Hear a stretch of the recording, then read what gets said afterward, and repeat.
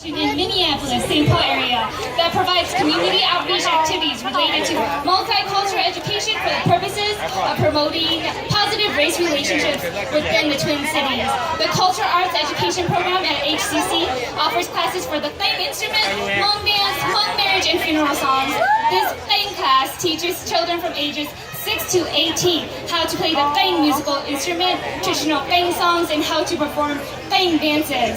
This particular group has been learning and performing at various community events in the past few years.